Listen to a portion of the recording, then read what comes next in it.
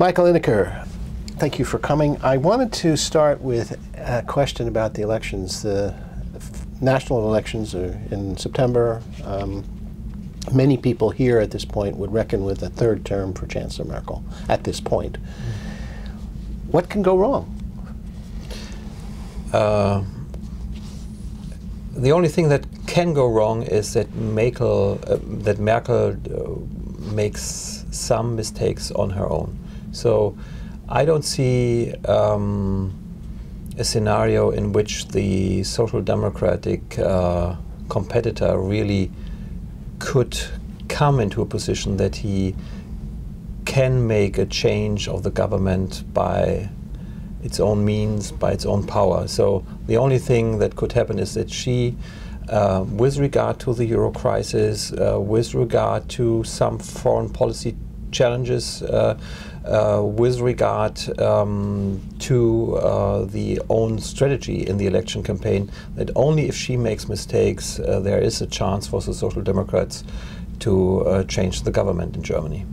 And do you see, everybody talks about it nowadays, the FDP, the Liberal Party, being in danger of not having enough votes to get back into the Bundestag? Do you see that happening?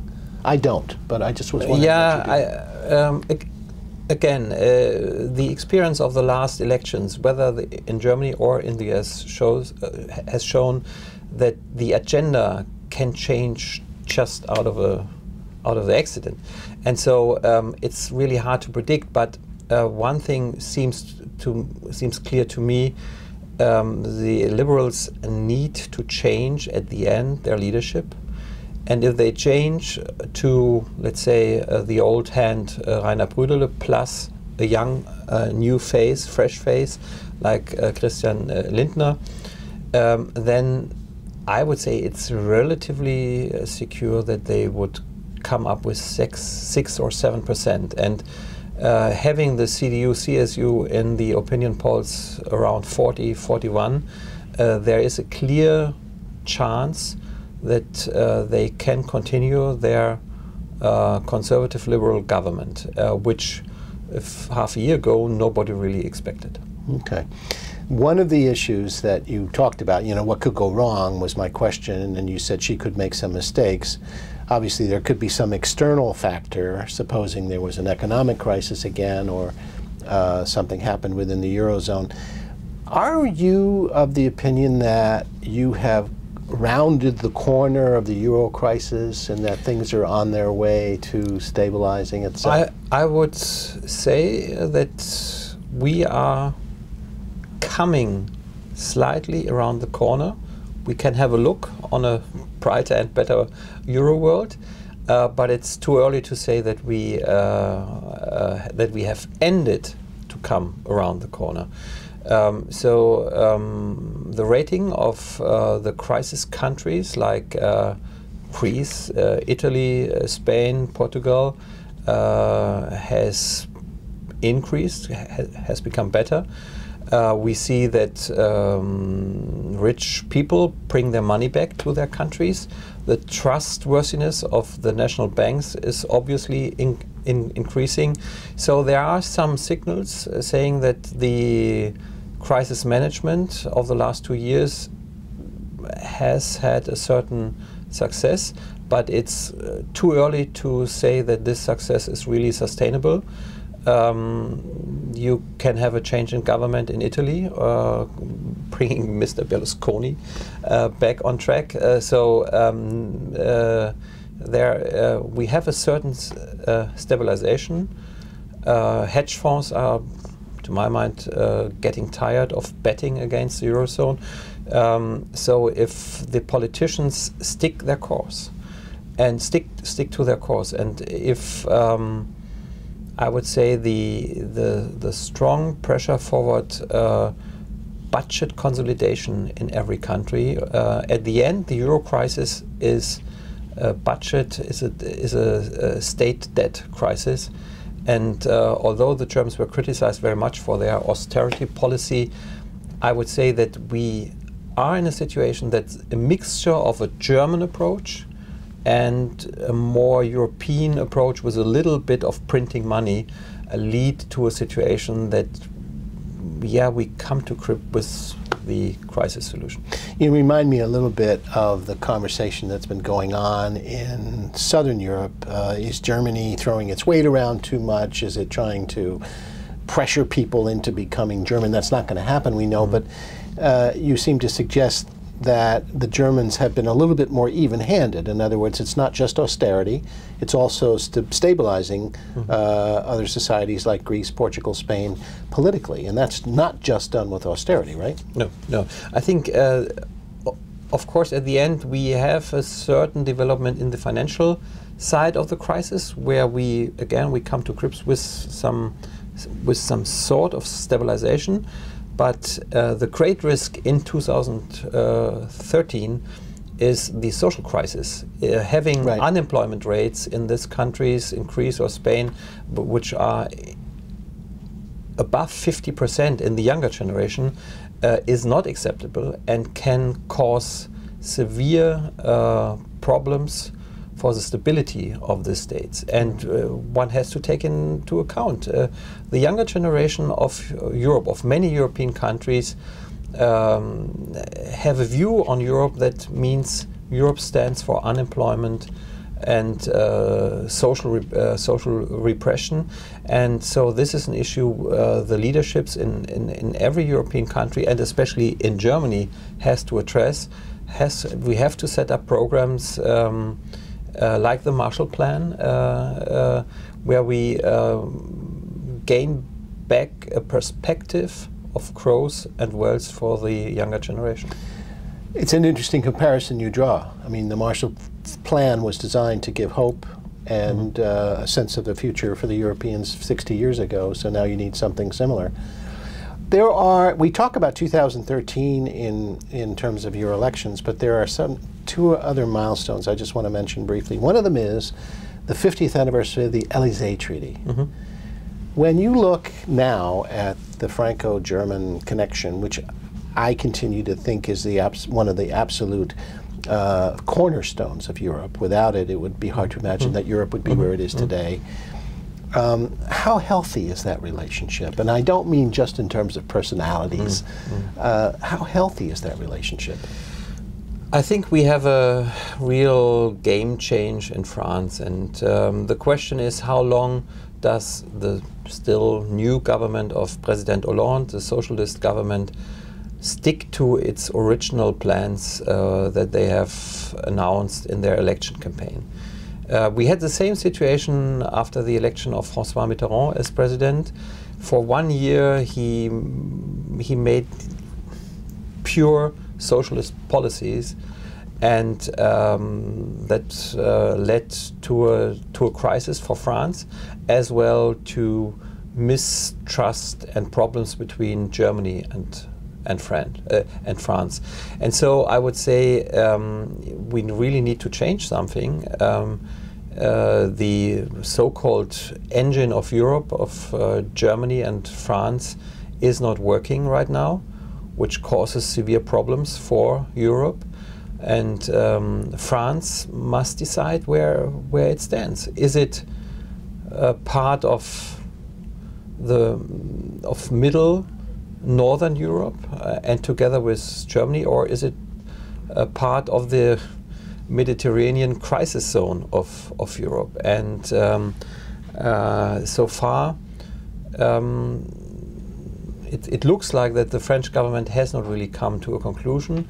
On the opposite, they are betting a little bit on a regime change in Germany from Merkel to Steinbrück to a social democratic chancellor.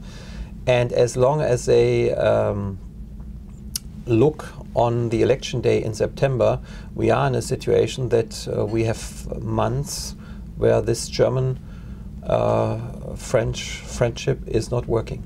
And when you look at that and you say France has a choice, you say Mediterranean or Northern Europe.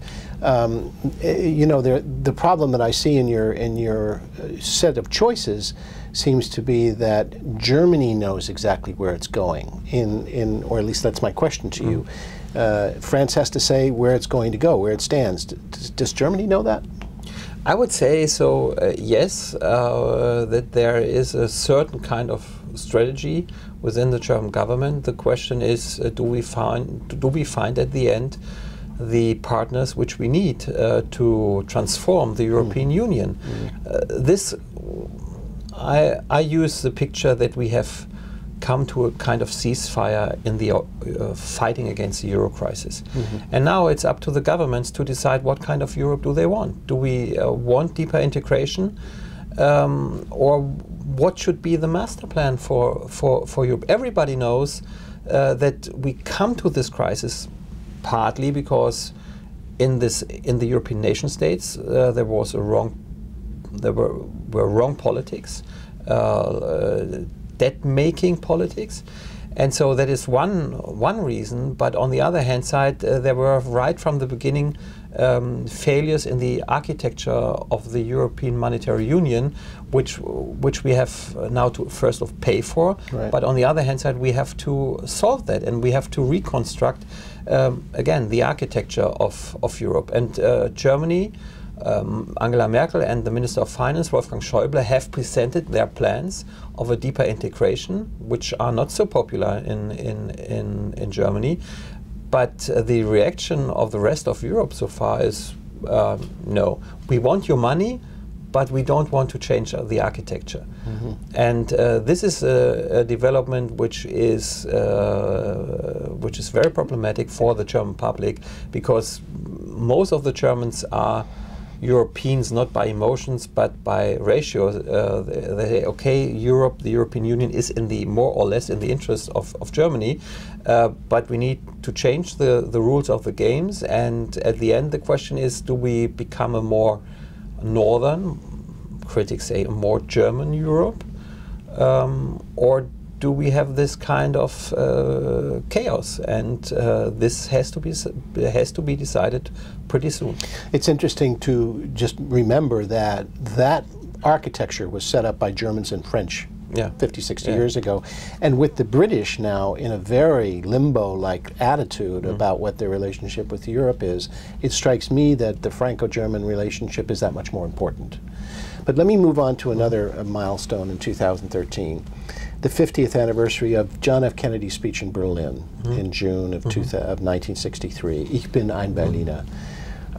You know, at that time, I think he represented the fact that the United States could identify with not only Berlin, but divided Germany. It was the Cold War.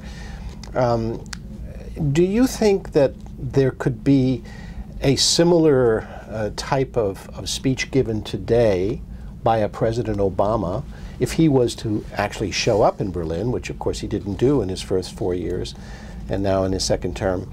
And if he did, what would be his speech about? I would say that Obama has a great chance, first of all, to come to Germany at the right time, and using the anniversary of this speech would be really something. And if one compares the perception of President Obama by the Germans with the perception of John F. Kennedy by the Germans at that time, you can see some parallels. The Germans, when Obama runs for his first term, the emotions were overwhelming. So he was a little bit perceived like not being from this world. Right. So and the same counts a little bit for the way the Germans looked on Kennedy.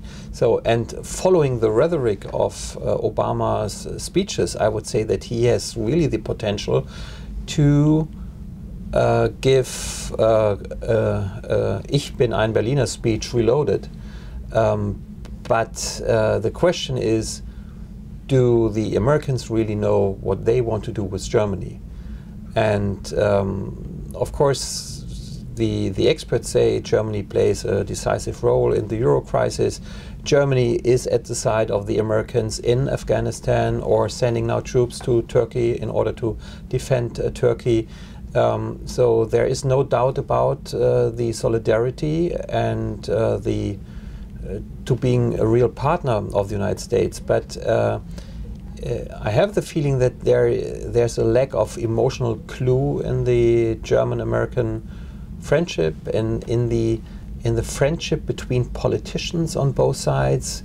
prominent names of American senators, congressmen are phasing out. There is no real representation of new names coming up who have a special look on Germany, and this, to my mind, it's a sad development, and that's why, coming back to your question, the 15th anniversary of Kennedy's speech would be a good starting point for a very fundamental outline of the German-American relations in the 21st century. You know, I would agree there, and I think it's overdue, and I think to some extent it also parallels, however, a similar kind of question with regard to the Franco-German equation. In the name of what do you proceed to build the Europe that you built in 1952, 53?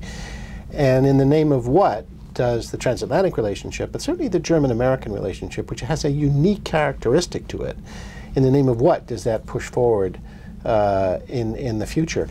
Is it just economics? Is it also more than that? This comprehensive trade agreement that's now being discussed could be another chapter, but there has to be a tangible sense, and that's what Kennedy gave in that very unique moment in June of 1963. It might be a tip, and maybe the White House will be watching this video. Michael, thank you for coming. Yeah, thank you.